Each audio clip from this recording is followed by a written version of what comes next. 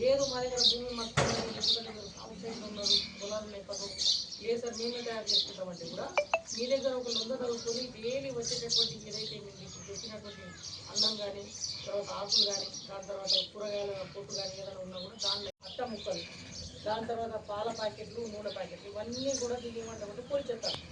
ఈ పొడి చెత్త దేనికోసం అంటే మా వర్కర్లు దీన్ని డివైడ్ చేసి ఏం చేస్తారు, రీసైకిల్ కోసం అమ్ముతారు.